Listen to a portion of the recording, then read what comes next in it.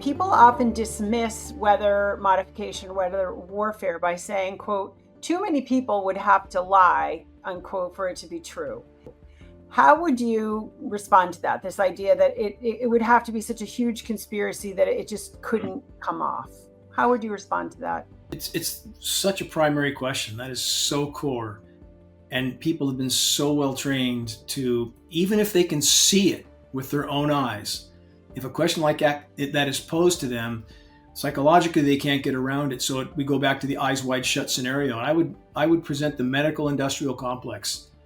Again, we have nearly the entirety, with almost no exceptions, and I'm very grateful for the exceptions, stating safe and effective for injections that cannot be safe and effective. You cannot inject neurotoxins without causing harm, period.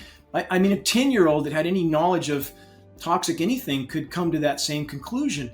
In the case of thimerosal, aluminum and mercury together, both highly toxic, and we know we have synergistic toxicity as well with those two specific metals. We have peer-reviewed science study to prove it.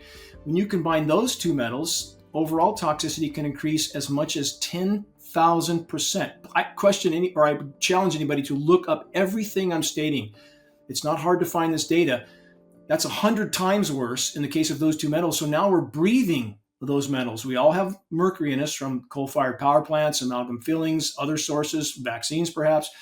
Now we're all breathing in aluminum nanoparticles, and the mercury may be a part of the aerosol mix as well, because it appears coal fly ash is being used as a base material, which contains mercury and radioactive isotopes on top of that. So again, we can hide from certain medical treatments, Mary. We cannot hide from this. And the notion that they wouldn't do this to themselves. I've given examples before in the past. The detonation of 2,400 plus nuclear bombs on planet Earth contaminated virtually everything and everyone. They did it anyway. Project Starfish Prime, Project Fishbowl, your listeners can look that up. Shockingly alarming tests in the magnetosphere of the atmosphere, detonating hydrogen bombs in the magnetosphere that scientists and governments thought could collapse the entire atmosphere and kill everything on this planet. Did that stop them? No. We're talking about power addicts that do not comprehend or care about the consequences of their actions, even to themselves. They want to retain that power at any cost. Can you tell us people, Dane, who have been on the inside of this and who have spoken out, but perhaps were silenced in one way or another? Are there whistleblowers from inside weather modification? You mentioned one earlier who you said was quote unquote suicided. And I hope we'll put that in the show notes. But are there other people who are on the inside who've been silenced? The one you mentioned, the most courageous and closest thing to what you described we have is former U.S. Air Force veteran Kristen Meghan. Geoengineering is occurring. It's been occurring. It is not new, and your tax dollars are funding this.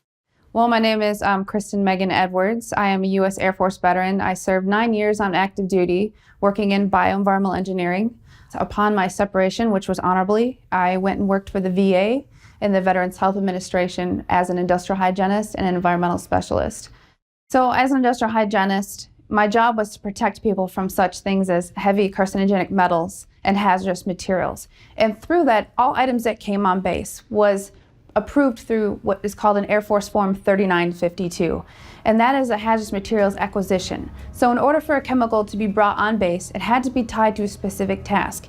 If people were painting aircraft, we knew where that paint was going and what it was being used for. And this was all for liability. So when you start to find constituents coming on the base that you're trying to remove from the base and engineer out through different industrial processes, that was a red flag for me and really told me to do my own research. I've often wondered with the large amount of people in all branches of the military who work in an environmental facet, why they aren't coming forward. I don't think a lot of people are connecting the dots. Now, I wouldn't have stumbled upon why these constituents were being brought on base unless I had heard about geoengineering.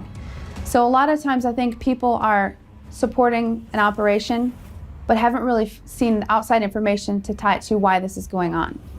To see how much taxpayer dollars are used in military operations, whether they're peacetime or wartime, to see how much money is spent to reduce hazards, again, that affect human health and impact the environment, is a complete contradiction to geoengineering using wartime exemptions to not be cited through the EPA. This is a huge waste. This is fraud and waste from the US government. And that this is allowed to go on to me is unbelievable. In one conversation with Kristen, this is going back quite some time, but as she was further investigating this issue, her former base commander told her, Kristen, who's going to take care of your daughter? I mean, that's an all-out threat. I mean, and so we have, again, our military system, so many that are, again, so programmed that they forget their oath, that they have a responsibility to protect their countrymen from all threats, foreign and domestic.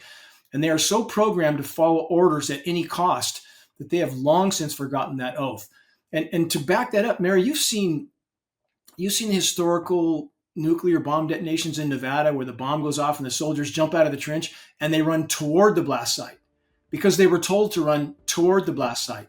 Every one of those soldiers died a slow, painful, protracted death from that radiation exposure. Did those in power care? Of course not. Did they care when they were spraying Agent Orange on not just innocent civilians in Vietnam, but our own soldiers?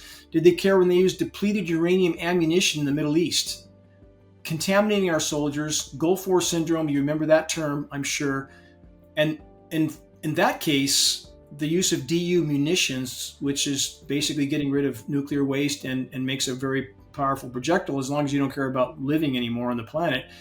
The half-life of that radioactivity is 4.5 billion years with a B, contaminated forever. Did that stop them? No.